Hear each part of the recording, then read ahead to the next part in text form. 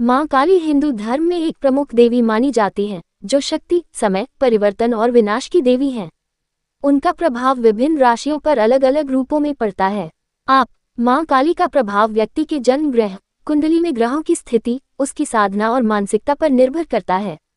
लेकिन सामान्य रूप से माँ काली का प्रभाव अग्नि और वायु तत्व प्रधान राशियों पर अधिक देखा जाता है।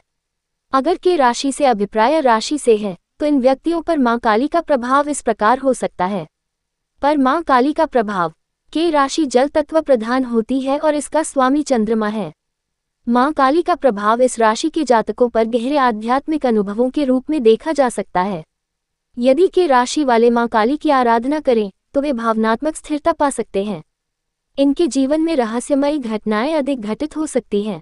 ये जातक कई बार डर, अवसाद और चिंता से घिर सकते हैं, लेकिन माँ काली की कृपा से इन्हें शक्ति मिलती है। के राशि का स्वामी शनि है और यह वायु तत्व प्रधान राशि है। माँ काली का प्रभाव इस राशि के जातकों को तंत्र मंत्र और गूढ़ विद्या में रुचि लेने के लिए प्रेरित कर सकता है। कुंभ राशि के लोग माँ काली की कृपा से अपने जीवन में अचानक बदलावों को स्वीकार करने और उन्हें अपने पक्ष में मोड़ने में सक्षम होते हैं। ये जातक बुद्धिमान होते हैं, लेकिन कभी कभी जीवन में अत्यधिक रहस्यमयी अनुभवों से गुजरते हैं। अगर ये माँ काली की साधना करें तो इन्हें आध्यात्मिक शक्ति प्राप्त होती है। अगर आर राशि से अभिप्राय या राशि से है, तो उनके जीवन पर माँ काली का प्रभाव इस प्रकार हो सकता है। आर नाम वालों राशि का स्वामी मंगल है और यह जलतत्व प्रधान राशि है।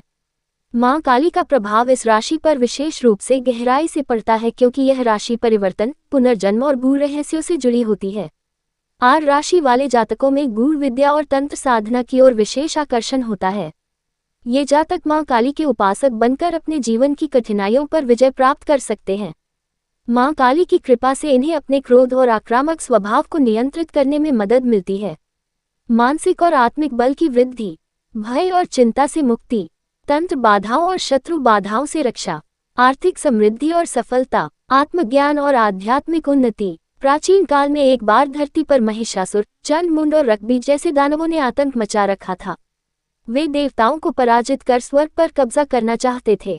उनकी शक्ति को देखकर सभी देवता भगवान शिव और भगवान विष्णु के पास गए और समाधान के लिए प्रार्थना की। तब सभी देवताओं के तेज से मां दुर्गा प्रकट हुई। उन्होंने युद्ध में चंड और मुंड का वध किया, जिससे वे चामुंडा कहलाईं। लेकिन रक्तबीज को हराना कठिन था, क्योंकि उसके खून की एक एक बूंद से हजारों रक्तबीज और उत्पन्न हो जाते थे। तब मां दुर्गा ने अपने भयंकर स्वरूप मां काली का आह्वान किया। मां काली ने अपने विशाल काले शरीर, विकराल नेत्र और लहराती जीभ के साथ युद्धभूमि में प्रवेश किया। जैसे ही उन्होंने रक्तबीज को पराजित किया, उन्होंने उसका रक्त अपने मुख में समाहित कर लिया ताकि और रक्तबीज उत्पन्न न हो सके। अंततः मां काली ने समस्त दानवों का संहार कर देवताओं को मुक्ति दिलाई।